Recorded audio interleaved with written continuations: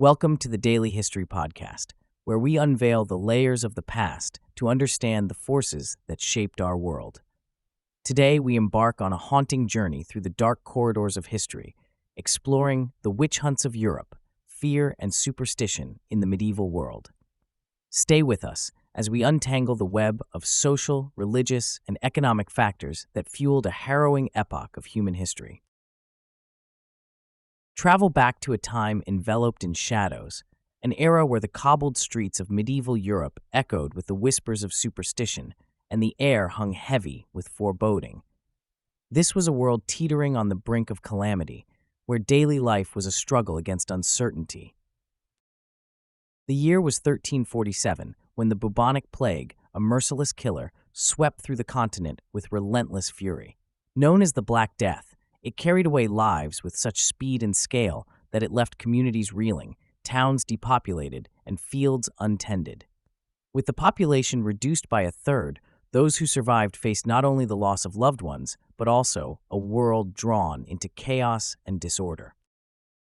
Amidst this turmoil, a seed of fear took root. The overwhelming horror brought by the plague fostered an atmosphere ripe for suspicion. People searched desperately for an explanation, a scapegoat for their suffering. As the natural order of things crumbled, so too did rational thought, making way for beliefs steeped in terror and accusation. Whispers of witchcraft began to spread, sowing distrust among neighbors and turning communities against their own. This fear, once kindled, grew into a blaze that would consume lives for centuries to follow. As the influence of the Church grew throughout medieval Europe, so too did its efforts to expunge heretical beliefs, including what was considered the malevolent practice of witchcraft. The Church's position was clear. Witchcraft was an abomination, a manifestation of evil, and a direct affront to the teachings of Christianity. This hardline stance played a critical role in shaping societal perceptions of witchcraft and those associated with it. During this period, Europe was a cauldron of socioeconomic volatility. Crop failures, plagues, and wars created an environment ripe for distrust and scapegoating. In tumultuous times, people yearned for an explanation, a scapegoat to bear the burden of their collective misfortunes. This societal pressure often found its release in the persecution of those deemed responsible for invoking dark forces, alleged witches. The year 1487 marked a grim milestone in the witch hunts with the publication of the Malleus Maleficarum, or the Hammer of Witches.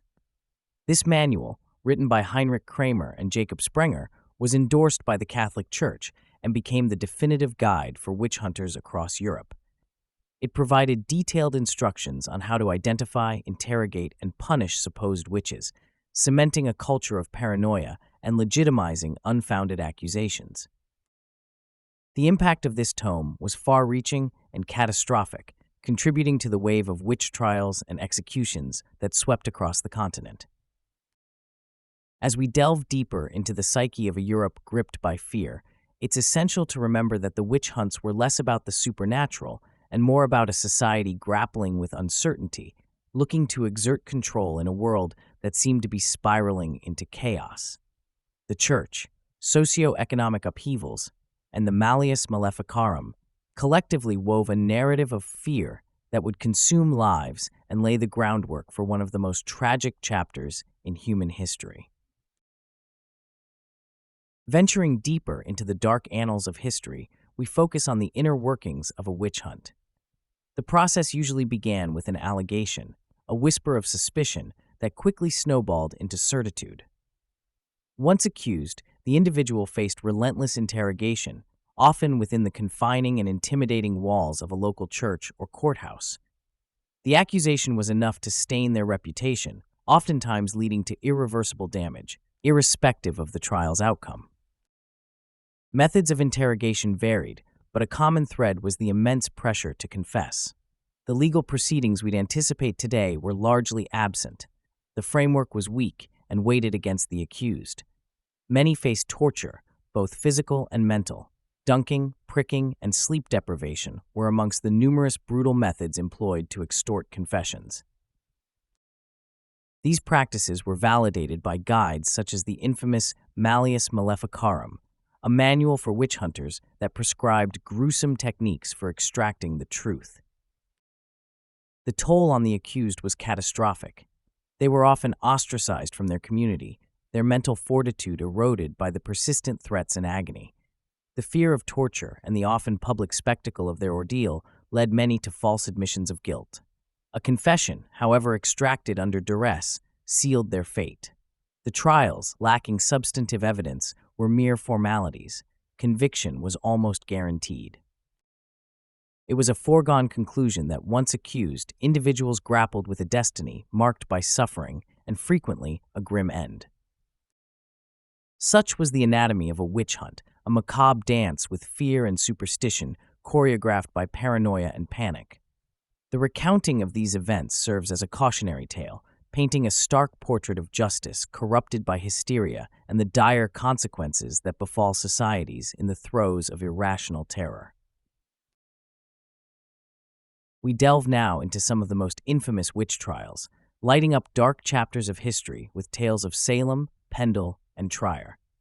These trials left deep scars in the fabric of societies and highlighted the dangers of mass hysteria.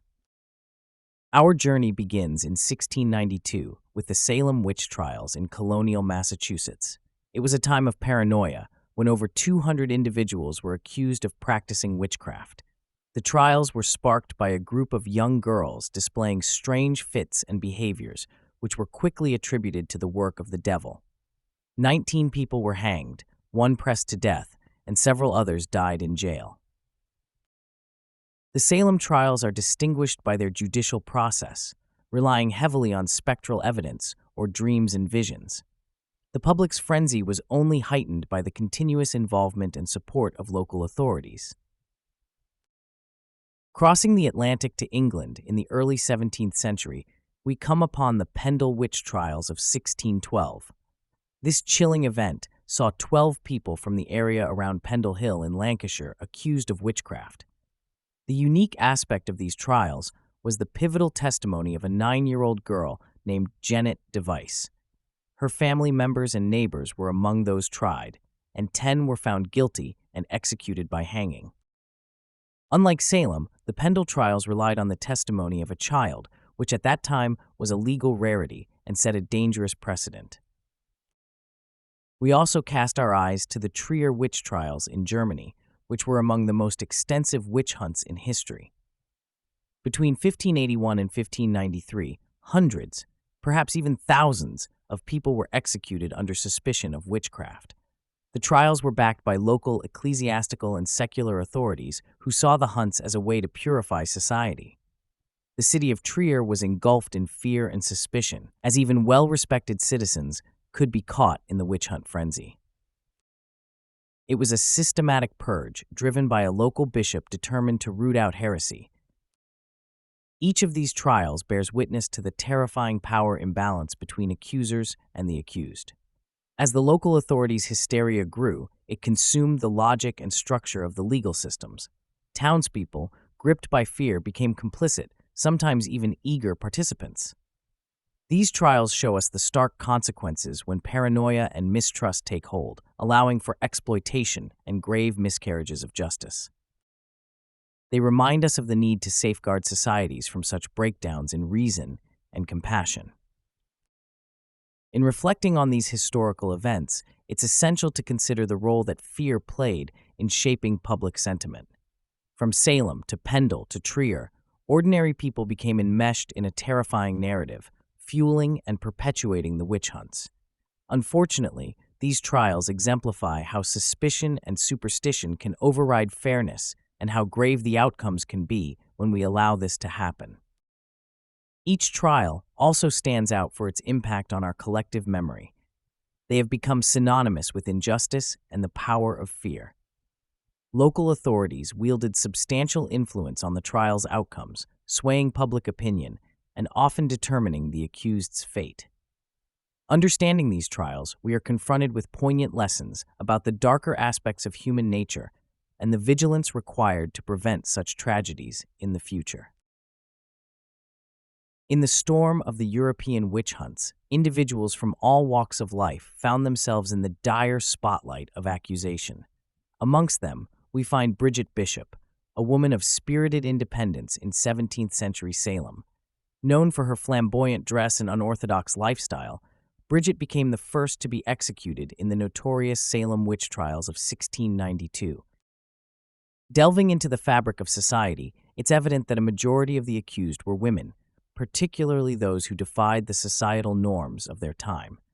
Marginalized, vulnerable, often widowed or single, their fates were grim.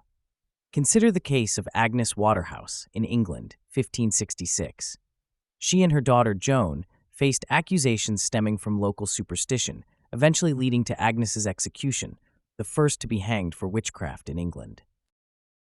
These individuals, sometimes feared for their healing knowledge, were often construed as consorting with the devil.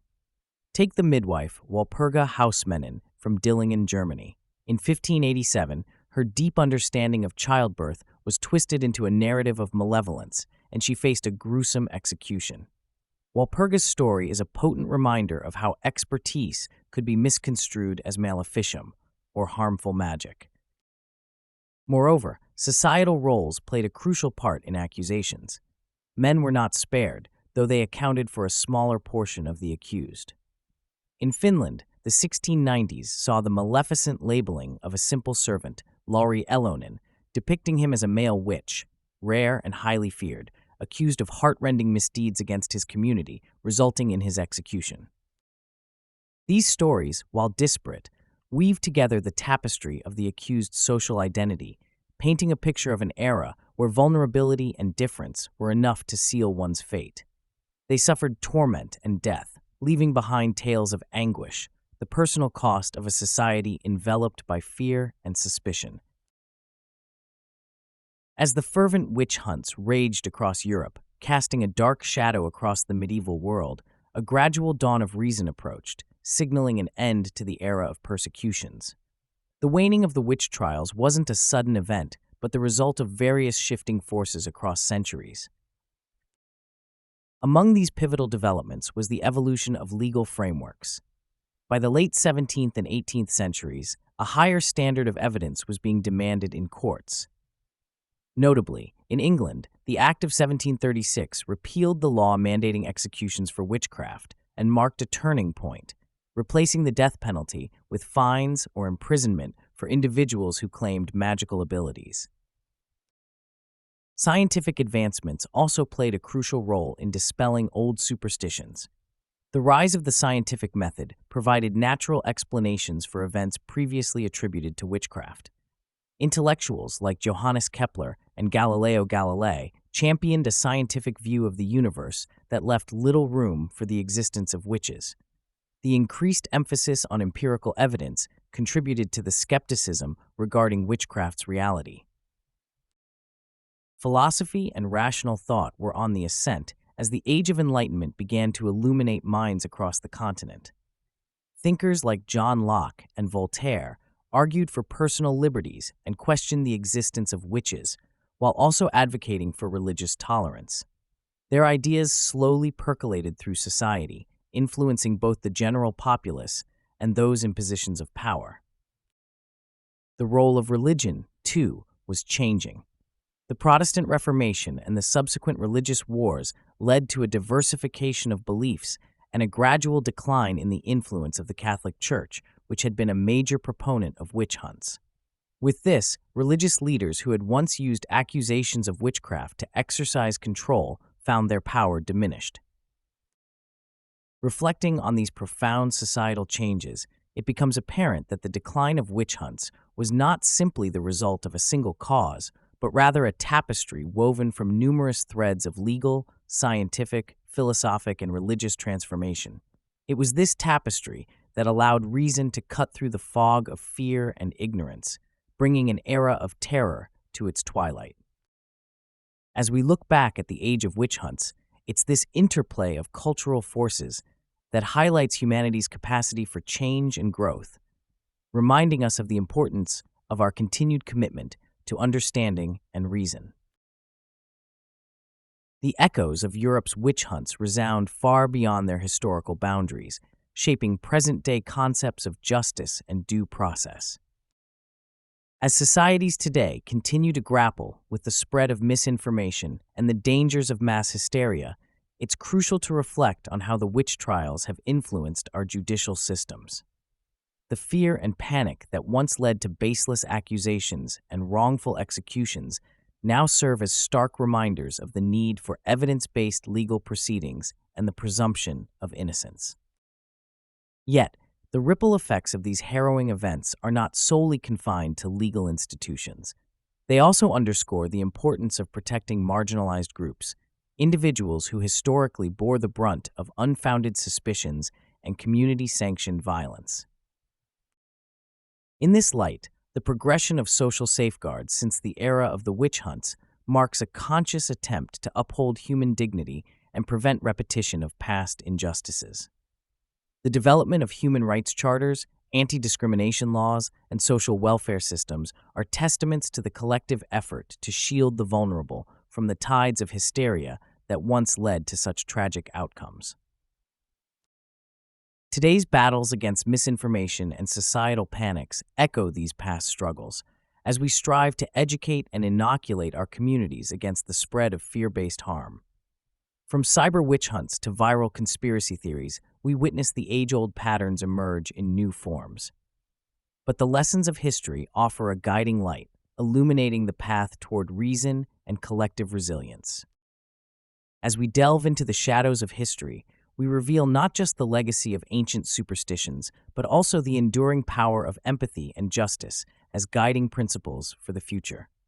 The witch hunts are gone, but their lessons endure, pulsing through the fabric of modern society and urging us to forge a world that values understanding over fear and compassion over condemnation. As we draw this episode to a close, let's distill the essential understandings we've gathered from our exploration of Europe's witch hunts. Delving into this grim chapter of history has revealed the full extent of human suffering, born from suspicion and irrational fear. We've seen how beliefs steeped in superstition, alongside claims of witchcraft, were often fueled by social upheaval and scapegoating. The witch hunts stand as a stark reminder of the consequences when humanity succumbs to fear and allows it to justify unspeakable acts. In looking back, we're called upon to recognize these tragedies for what they were. Not only miscarriages of justice, but also profound losses of human life, dignity, and wisdom. It is paramount that we retain empathy and practice discernment, ensuring that the shadows of the past do not color the fairness and clarity of our present and future. Thank you for joining us on this sobering voyage through time on the Daily History Podcast. If this episode has sparked your interest, please subscribe and share your thoughts below. We welcome your suggestions for our next topic. Let us know in the comments, and the idea with the most likes will receive our dedicated attention in an upcoming episode. Until next time, keep pondering the past and its profound implications for our world today.